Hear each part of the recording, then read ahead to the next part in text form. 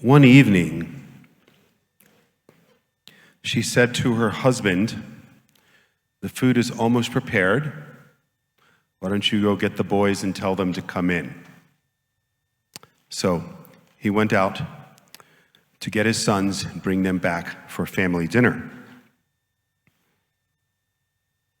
He could not find them. He looked and looked and looked. Finally, he came back concerned. They were not in the fields as he expected that they would be. And so he got his wife, and they went out together to look. I'm not sure we can imagine what it was like for them to find one of the sons on the ground, not moving and not able to be awakened, and the other son had vanished. It is quite likely that for a long time, Adam and Eve had thought that they had somehow or another escaped the promised results of disobeying their God and their Creator.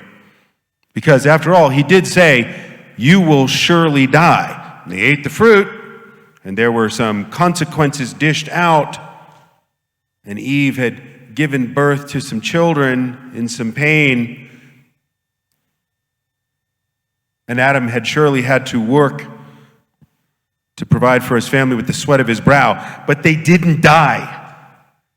And we know from what the Bible says that people lived a long time in the earliest generations. They didn't die. So they may well have thought that they had escaped the worst consequences of disobeying God. Maybe their fall wasn't so bad after all, until the horror of seeing the penalty of your sin meted out in the death of your child at the hands of his brother.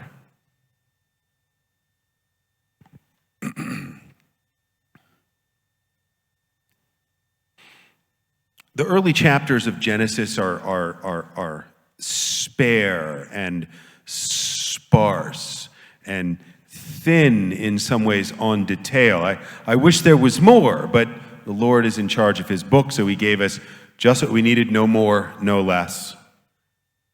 But we might imagine what it was like for Adam and Eve to rebuild their life after that horror, seeing how their sin had eventually caught up with them in the form of a brother murdering a brother. And as time passed and Adam and Eve, through God's grace, were able to continue to build their family, our family, the human family, with further sons and daughters, who over time, of course, would have spread out to various places and grown the human race. We do read, however, spare the details of the rest of that, as we do read about Cain. And Cain goes out trying to escape the presence of the Lord, which of course he can never do. You can imagine the shame he would have felt being in the presence of his mother and father. And Cain goes out and he becomes kind of the builder of a city, and in some ways you might even say the creator of culture. When we think of culture, we don't usually think of farmers out in the field. When we think of culture, we usually think of cities where there could be authors and philosophers and schools, universities where there would be musical composers, artists, where people gather close together and form ideas and practices and beliefs, and that becomes your culture. All right? So in the field, what the Romans would call an agris, we had agriculture, right? The cultivation of the field, right? Where they go to a piece of land, they get the rocks out, they cut the land open, they try to fertilize it and water it and plant it and cultivate it and weed it and grow it and harvest it for food, right? And doing, of course, the same thing with animals, right? But the city is where we get culture as culture. right? The cities are the culture-producing regions. And so when we take a look at what happens after Genesis 1 and 2 and 3 and the fall of man in Genesis 3, and we see Genesis chapter 4, we can read about Cain and his descendants and his generations. And this is one of those passages of the Bible, and it's always a mistake to do this, but this is one of those passages in the Bible that people a lot of times just skip over. Well, here's a list of people, and they're not that important. It's not Abraham. It's not St. Matthew. Who are these people? Well, let's take a look at what they say. Cain went out from the presence of the Lord and dwelt in the land of Nod on the east of Eden. And Cain knew his wife, and she conceived and bore Enoch. And he builded a city and called the name of the city after the name of his son Enoch. And unto Enoch was born Irad, and Irad begot Mehujael, and Mehujael begot Methushael, and Methushael begot Lamech. And Lamech took unto him 2 wives. The name of the one was Adah, and the name of the other Zillah. And Adah bore Jebal, and he was the father of such as dwell in tents and such as have cattle. So his kind of branch of the family, they become, the herders, right? They work with cows and oxen and sheep and goats and so on and so forth, right? That's what their branch of the family does. But there's another brother, and his brother's name was Jubal. And he was the father of all such as handle the harp and the pipe. So one guy's like, I want to be a farmer, and the other guy's like, I want to be a musician and teach my kids how to make music. You'll be very popular, right?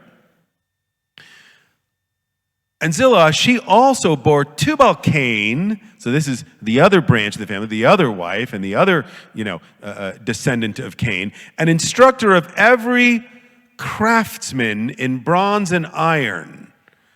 And the sister of Tubal-Cain was Naamah, right? And so you've got these branches of the family. Some of them focus on farming. Some of them focus on what we might call music and the arts, creativity.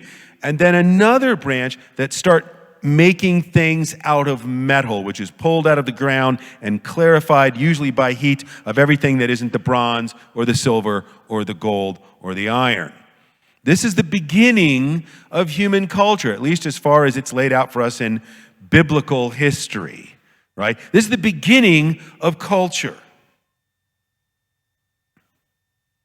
And this goes on for a long time. Right? Human beings have been around for quite some time. And as a result of the fall, as a general rule, we've really made a mess of things, have we not? Right?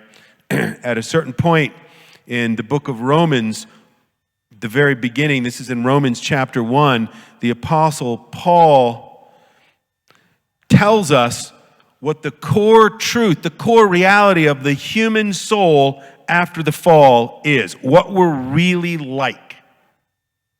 And he says that human beings, we know things about God. We don't have to be taught. We don't have to get a degree in a seminary. We don't have to have someone preach to us. All of us from birth have certain basic truths about God built into us, right? And he tells us in verse 18 of chapter 1, Paul's letter to the Romans, he warns us about the wrath of God. God hates our sin. And he says, for the wrath of God is revealed from heaven against all ungodliness and unrighteousness of men who hold the truth in unrighteousness. And there are several different ways you could translate that word hold. You could say hold or hold back or repress or try and push off to the side or sweep it under the rug or throw it out in the trash and attempt to forget. We know certain things about God. All of us, every human in all of human history, in every culture, every race, every tongue, every tribe, all of us, we have certain basic things about God that God has built into us, right? And he tells us in verse 19, because that which may be known of God is manifest in them. There are things about God that can be known. There are things that can't be known, but there are basic things about God that can be known. And he has built that into us. He's built it into our minds. He's wired it and woven it into our souls. It's in our DNA. It's in our joints and marrow. It has residence in our hearts, right? Because that which may be known of God is manifest in them, for God hath shown it unto them. God has shown everyone. We all know. We all know. We all know. But the problem is, we don't like what we know. We do not want to be accountable to God. We do not want to keep his laws. We do not want to love our neighbor. We do not want to be what we were made to be, because after the fall, we've become so broken and twisted that we're entirely selfish. As Martin Luther said, we are all incurvatus ad se. We're all bent and curved into ourselves. We only care about ourselves. That's our natural state. And because that sounds ugly, we try to forget that. We tell ourselves we're good. We tell ourselves we're at least better than the other people. So he tells us that basic knowledge about God is built into us. And then he says in verse 20, for the invisible things of him from the creation of the world are clearly seen, being understood by the things that are made, even his eternal power and Godhead, so that they are without excuse. God builds the knowledge of himself, the basic knowledge that he's the creator, the designer, the author, and the disposer, and the controller, and ultimately the judge of all things and all people. He builds that into everyone. And that leaves us with no excuse. But what did he tell us several verses earlier? What do we do with those truths?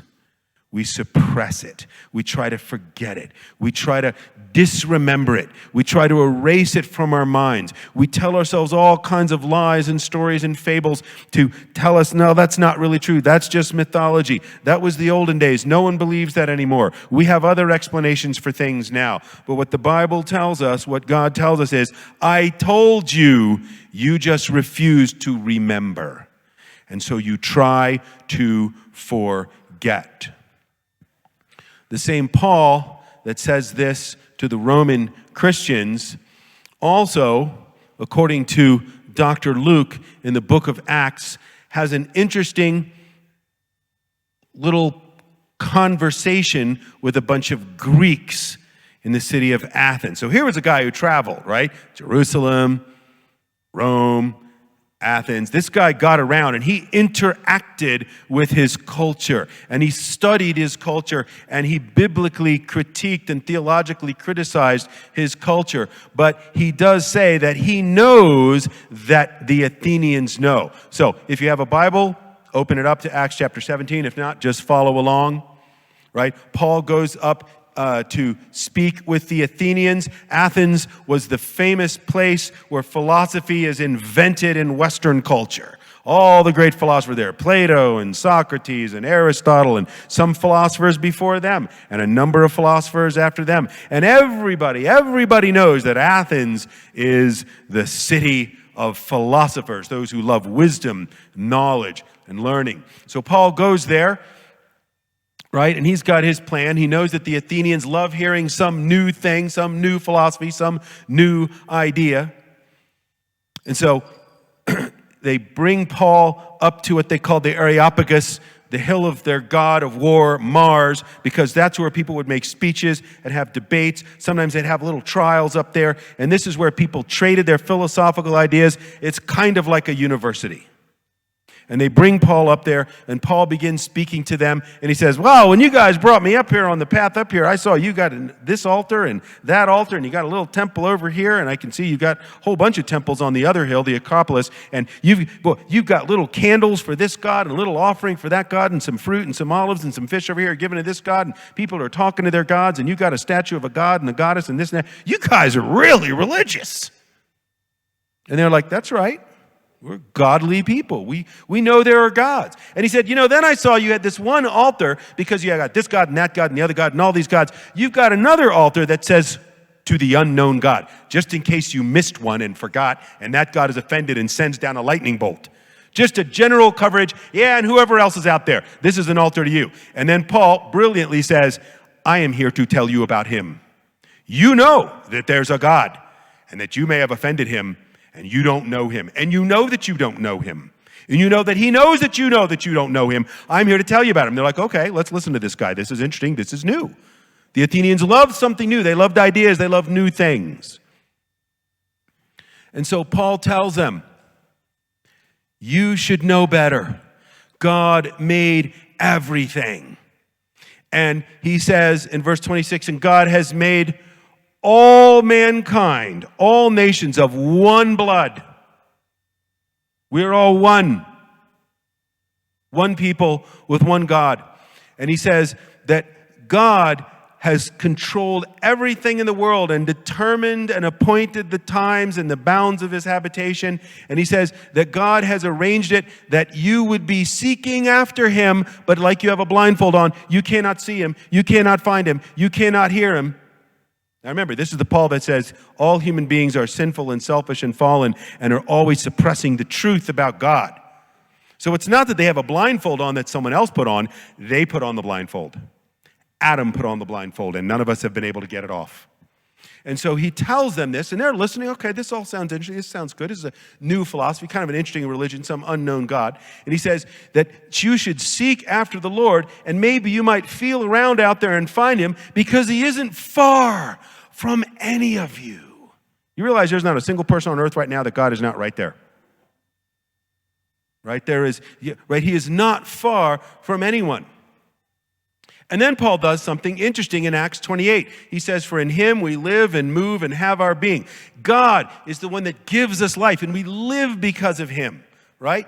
And we move around in our lives because he allows and enables us to. And he is the one who brings us into being and keeps us into being because he's God. And they're listening, and they're like, okay, this kind of fits with some of our philosophy. And what Paul is doing here, and in the next line, he says, for as much then as we are the offspring of God, right, we are also his offspring.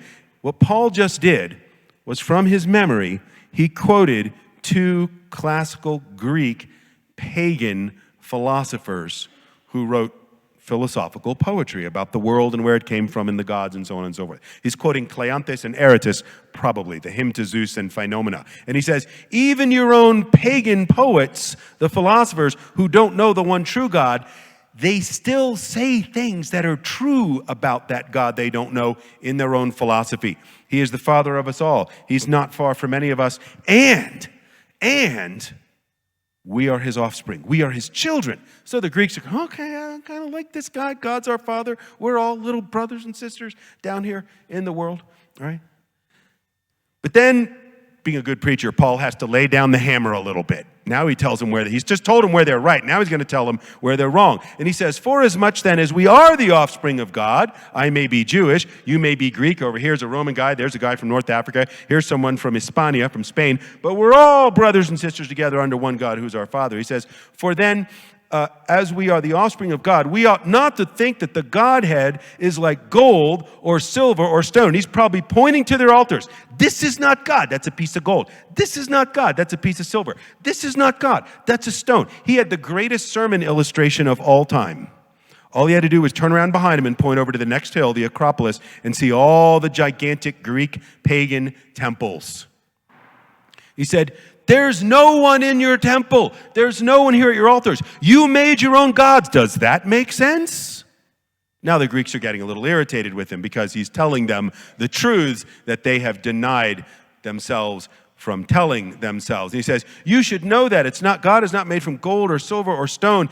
God is not, now watch this phrase, God is not carved by art and man's device. Now there are two words there in the original Greek language there. Techne, right, which is they are not carved by art. In other words, you can't make God. God makes you. You can't make God. You can't make God out of wood and silver and gold. That's not God. That's a thing you made. You're worshiping the work of your own hands, not the one true God. Techne is where we get the word technical or technique, right? Techne is using technology to make something. And he says, you should know that's not how you get to God. But then he has another word, right? Here it's translated man's device. It's a kind of a complicated classical Greek word, enthumisios, and it means an intense drive. I really want to get my master's degree.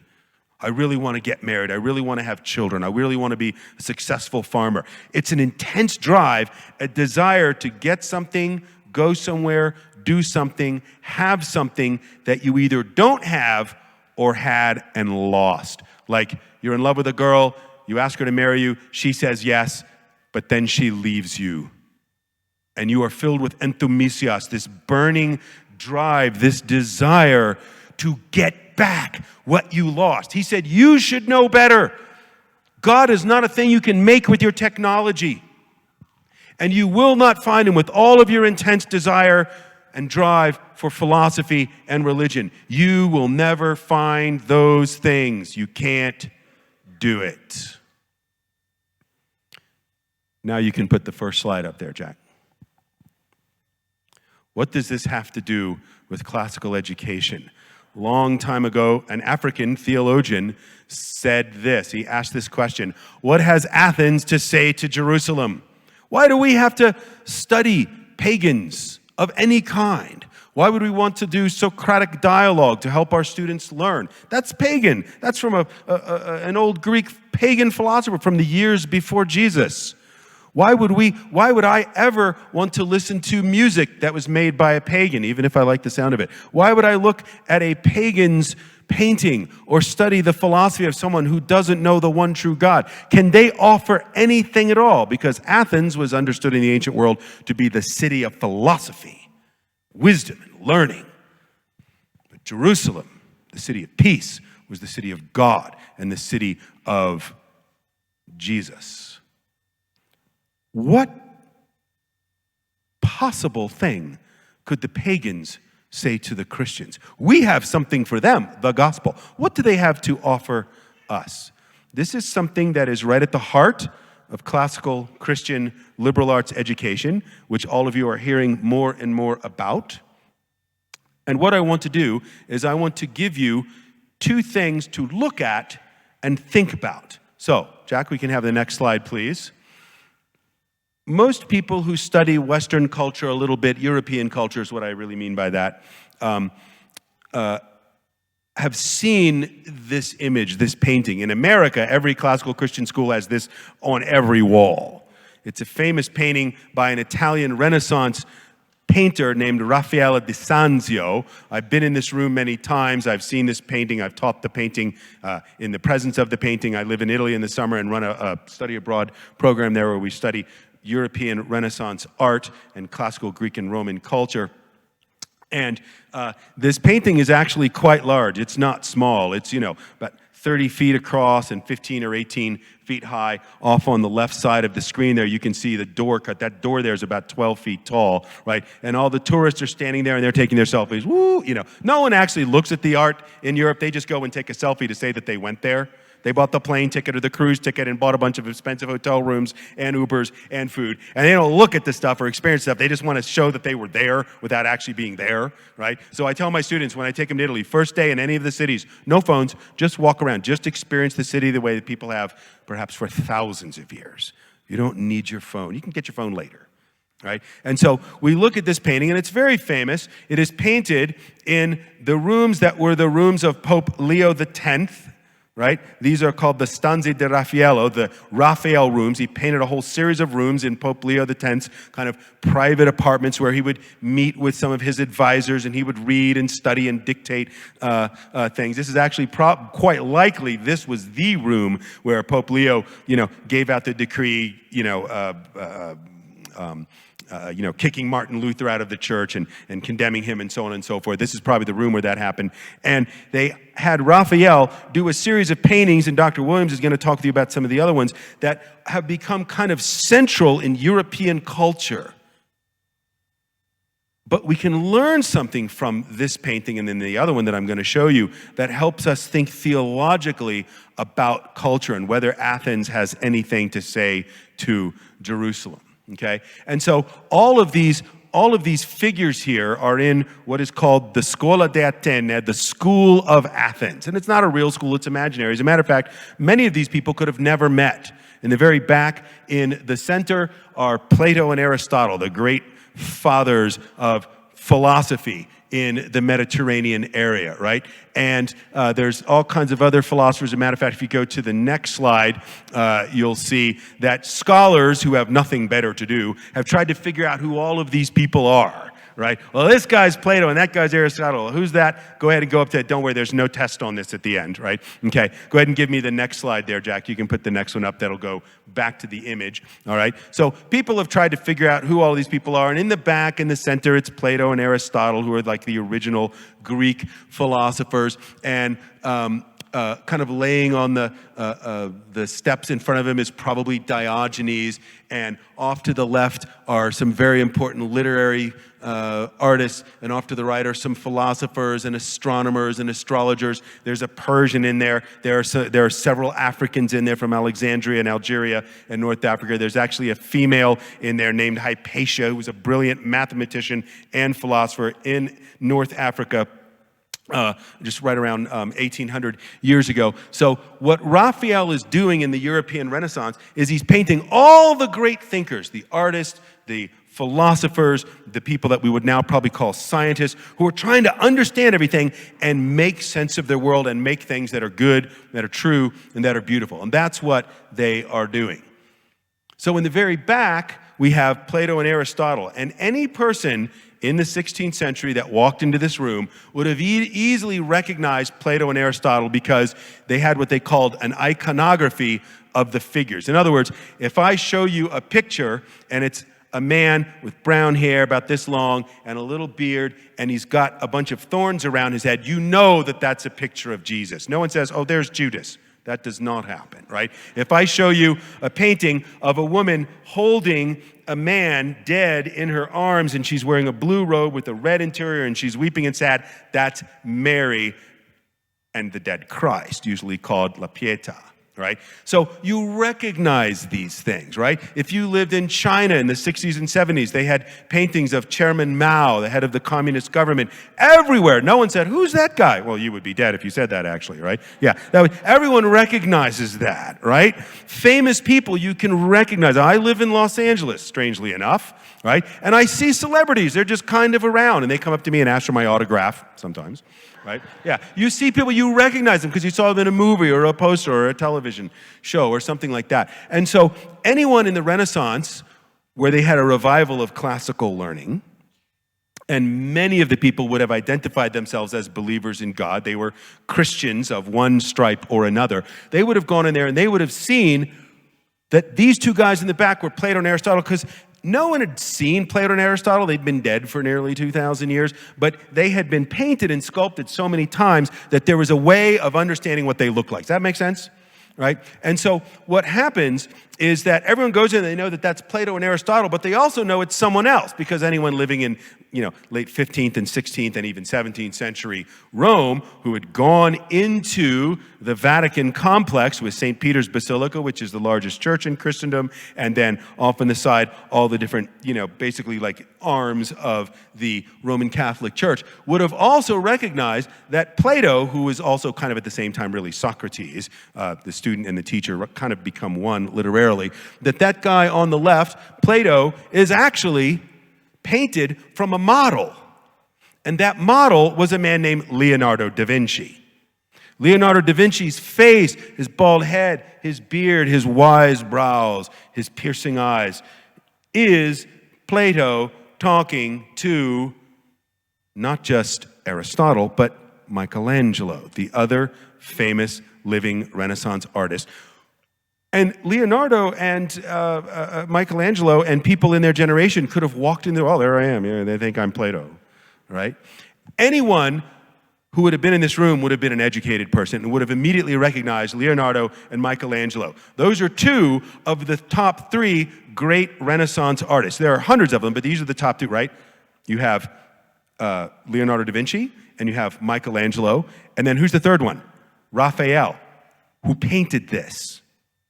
And who knew those guys? As a matter of fact, Raphael paints himself as one of the small figures off on the right, and he's looking directly at you. He's looking at you, looking at him, looking at his painting of Leonardo and Michelangelo as Plato and Aristotle. You follow? Maybe I should give a quiz. Right? And so this is a very, very interesting kind of painting. And if we take a look now, go ahead, forward one. I do want to zoom. You were a prophet. You predicted exactly what was going to happen, right? If we zoom into the bottom right, it's one of the most interesting moments in this painting. And Dr. Williams is going to go into a lot more detail about this painting and the other paintings in those rooms, which are having a conversation, a philosophical, theological, artistic conversation. These paintings are talking to each other. I've been in this room 30 or 40 times, and I always wonder at night when everyone leaves and the lights go off, do they start talking to each other? Right? That may have been Dr. Williams' joke. I'm sorry if I stole that. Anyways, but I'm not going to give you credit. Anyways, so in the bottom right of this building are a bunch of students, and they're kneeling down, and on the floor is like a little chalkboard. You know, now we have whiteboards, a little old-fashioned black slate chalkboard, and there's chalk and a compass, and then there's a man off to the right who's kneeling down like this, and he's got his compass, and he's drawing circles and triangles and squares. And so what is he teaching his students? This guy's a teacher. What is he teaching them? If you're teaching circles and squares and triangles with a compass on a slate and the students are paying attention, he's teaching geometry. Now, geometry is one of the base kinds of mathematical knowledge, right? It's the second part of the trivium, second part of the quadrivium. Trivium is grammar, logic, rhetoric, language. And the quadrivium is what we would now kind of call STEM, right? Arithmetic, geometry, music, and astronomy, right? And mathematics is number in itself, pure number. Geometry is number in space, lines, rays, triangles, shapes. Music is number in time. Boom, bum, ba, boom, bum, ba, right? It's number in time because music is mathematical. And then astronomia isn't just the study of the stars, it's actually the study of motion. It's kind of the precursor of what we would probably think of as calculus, actually, right? And so here's this guy, and he's teaching geometry. Who was the ancient guy that invents two-dimensional plane geometry? Who's that? Euclid, right? Euclid wrote the perfect book of geometry. It's still in use. It's so good. No one has topped it. It's that good. So this figure is Euclid. So we got Plato, and we got Aristotle, and 24 other philosophers and scientists and artists. And then we have this guy. Go ahead and zoom back in there because I got one more thing to do on him, right? We've got this guy who's bent down teaching geometry to his students, and we all know students love geometry. Right? Actually, I did love geometry. I just wasn't good at algebra, but I love geometry. So here he is, and he is teaching his students geometry, but geometry is one of the base sciences that you must master before you go several steps in the advancement of another complex human art/science called architecture. You can't design a building unless you understand shapes and lines. You also need to study physics and a few other things. But this guy is Euclid teaching geometry. But they don't know what Euclid looked like, but we do know who this person is. He has been identified as someone that all of these guys in the 16th century knew. His name was Bramante. He was an architect and a sculptor, another one of the great Renaissance European geniuses in the 16th century. He's very recognizable. We have paintings and other images of him. And that is Bramante as Euclid teaching geometry, which is the basis of architecture, which is what Bramante does for a living. What was the most famous work of Bramante? He's the guy that was the primary designer of St. Peter's in Rome, which is where this painting exists. In other words, you are looking at Raphael all the way off to the right, looking at you, looking at him, looking at Plato and Aristotle as Michelangelo, right, and Leonardo da Vinci, and Bramante off to the side, teaching geometry to students so they can learn how to do architecture in the building where this painting exists.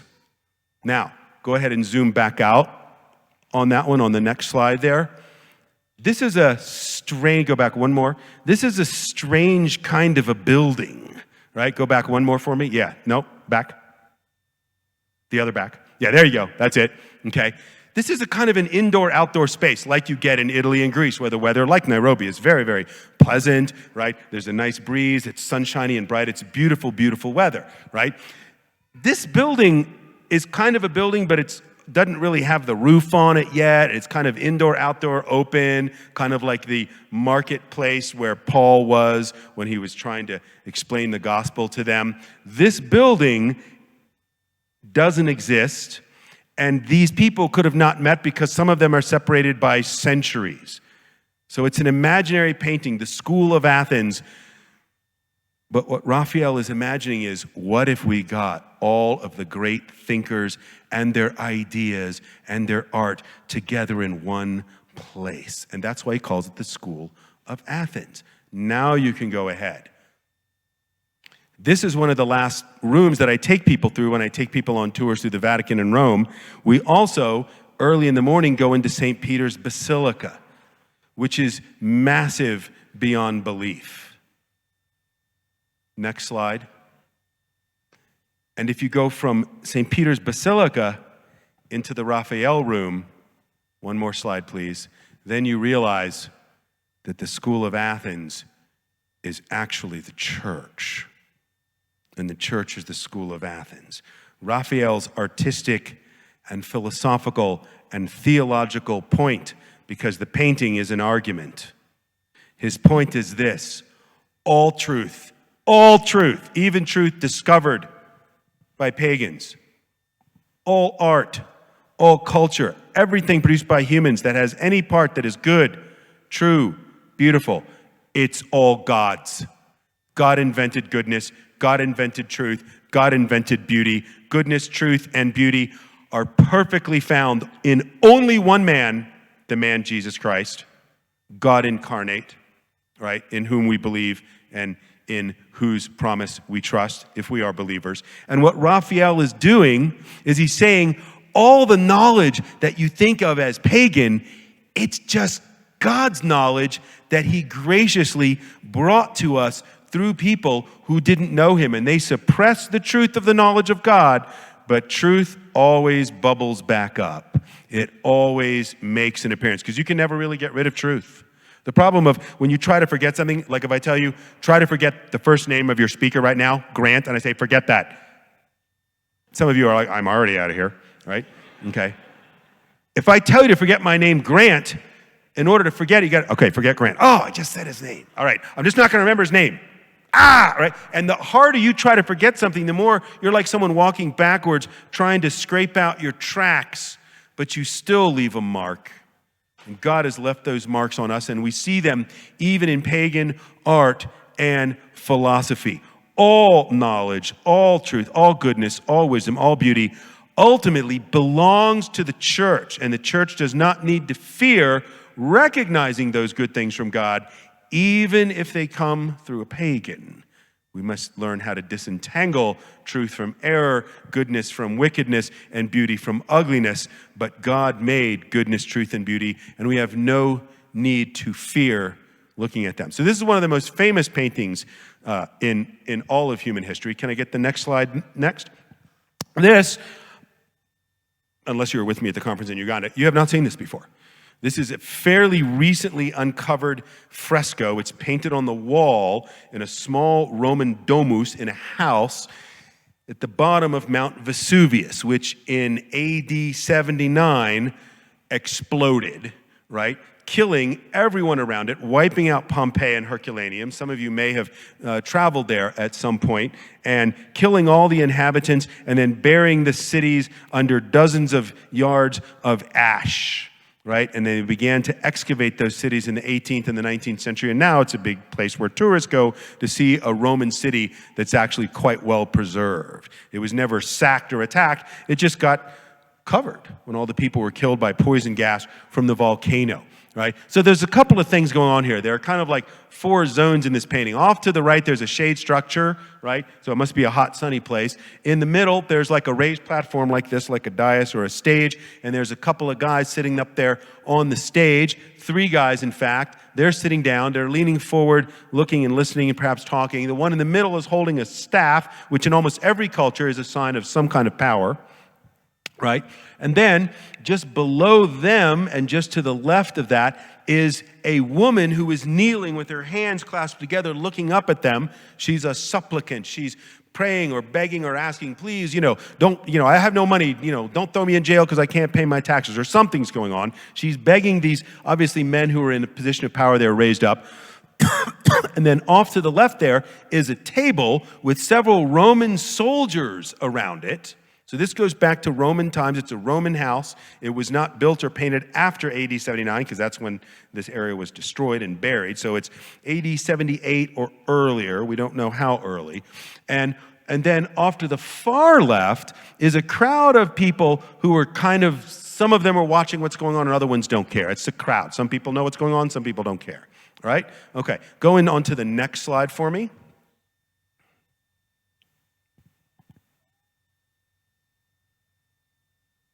These guys are really interested.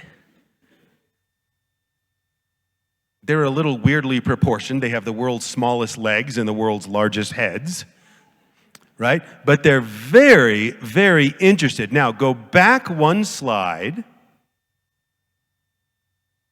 What are they so interested in? If you zoom in just to the left of center, there's a table and a couple of Roman soldiers. There we go. There's one Roman soldier on our left, and he's holding up a sword.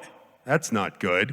And there's several other Roman soldiers standing guard around the table, and on the right side of the table, there's a woman, and she's holding something down on the table. What is she holding on the table? It's an infant. There's a baby, and there's a woman holding a baby on a table. And there's a soldier with a sword raised. This is horrifying beyond belief. The wickedest thing that human beings can do would be to kill a child, to harm a child. What is this? It's the judgment of Solomon. It's the Old Testament narrative from the book of Kings where Solomon, who is the judge of his people, he's their king, he's their master. What is Solomon famous for? He wrote proverbs and songs, and he built gardens, and he was just the wisest man who ever lived. He had about 1,000 women, so that probably was not too wise, that part there, right? But everything else, he was great, right? Wonderful role model, right? So they bring to Solomon this case, this legal case. Two women who each had a child, and one of them, their infant, died, and so the woman whose baby dies takes the other woman's baby and says, it's mine. And she says, no, you took my child. How are you going to prove it? They don't have genetic testing, and they can't prove it. How are they going to prove it? And so it basically comes up to the court of Solomon, and they say, Solomon, what are we going to do here? We got these two women claiming one child. And Solomon's like, that's easy. Cut them in half. You have half, you have half. What does Solomon know? He does not want the child cut in half. Just to clarify, he knows that a true mother would instantaneously react with horror at anything happening to their child. And they would rather lose that child than have that child harmed. And so the true mother instantly drops to her knees and says, please, please. And that's how Solomon's wisdom solves this problem. But I don't care about that. And now that we've gone for 40 minutes and I have 5 left and my introduction is finished, we're going to come to the meat of the lesson for today. Next slide. Who are these guys? I love art. I love paintings. My wife is an artist. I teach art history. I live in, the greatest collection of art in the world in Florence in Italy. I love art. Sometimes the most interesting thing is on the margin, at the border, right at maybe the edge of the frame. Sometimes what's going on in the center is understood better by seeing what's around it. Sometimes you have to be outside of a problem to solve it. Sometimes you have to be inside of a problem to solve it. These two guys, why add these in here? What are they doing there? Who are these people? You got these two dudes, and you can tell they're Italian because they're talking like this. Right? I love telling Italian jokes in Italy. How does every Italian joke start? Like that, I'm going to tell you something horrible, right? Okay. How do you get an Italian to shut up? Handcuff them, things like that, right? Okay. So they're having that kind of talk. Yeah, right? These two guys are talking. One of them is standing. The guy on the left is kind of turned away from us, right? He's been facing this way in the space of the painting, and he's going, yeah, but. And then the other guy's like, hold on, and he turns off to his left, our right, and puts his hand up on his beard, and he rests his chin. And both of them, remember, tiny legs, little itty bitty feet. How they walk anywhere, I don't know, right? So those gigantic heads are important. You've got an older, bald guy there, who's making a big point. He's got a huge forehead, kind of a big flat nose, and then the other guy's got a big shock of brown hair and a beard, big eyebrows, looks very strong, very masculine. He's surely the youngest of the two. He's going like this. This was buried in AD 79. People didn't see it again until just a few years ago. You are quite literally, because I've shown this several times, you are quite literally among the first few hundred people that have seen this in nearly 20 centuries. Why am I showing you this? These two figures would have been recognized by any Roman or any Greek, almost anyone living in the Mediterranean 2,000 years ago, right? One of the things I keep telling people everywhere about classical education is it is not European. It's not white. It's not American. It's not really Western. It's human, and it's theologically accurate as far as how human beings work and how they learn. And as you've already been hearing, classical education was born out of the minds of people like Augustine and Tertullian and Clement and others who were the greatest early theologians of the church after the apostles, who were African, right? We are not, this is what I said at St. Paul's University the other day, we are not yet another group of white people coming from Britain or America handing you something. We are giving you back something we got from you. It's a return home of something that somehow or another over the centuries was lost here, right? And so this image of these two guys would have been immediately recognized by even a moderately educated person. Next slide. Because everybody knew, next one, everybody knew in the ancient world, because he was constantly painted and sculpted. He was the wisest of them all. Here he is, Plato, the original great Greek philosopher, the father of philosophy in the West, right? Who is really in some ways the same thing as Socrates. They were two different people, but Socrates taught, Plato wrote it down, made his teacher hero, Socrates, the hero of all the little dialogues. And I get confused between Socrates and Plato, so I just call them Socrates, just to keep it straight, right? So here's, and everyone had seen sculptures of Socrates. Everyone knew, right? Just he's got the big forehead and the big nose, and he, looks kind of annoying, right? Okay, and it fit perfectly with Raphael, 1,500 years later, painting Da Vinci as Plato, because they have a similar structure of face and the long beard. In the same way, go ahead and go to the next slide, everyone would have recognized that other figure as Aristotle, who was painted by Raphael, modeling Michelangelo. Everyone knew Aristotle had the big, thick shock of hair up there, right? And he was often shown sitting and kneeling or leaning forward with his chin and his beard in his hand. Next slide.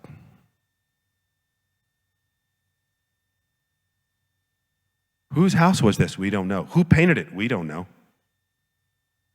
It's a Roman house. It's a domus, so it's a Roman. But you didn't have to be Italian to be a Roman. Spaniards could become Romans. Paul, who was a Jew, became a Roman citizen, right? He's like, oh, I'm a Roman citizen. You can't just throw me in jail, right? You could be Greek, but also ethnically Jewish, but also a Roman citizen, right? North Africans, many of them became Roman citizens, right?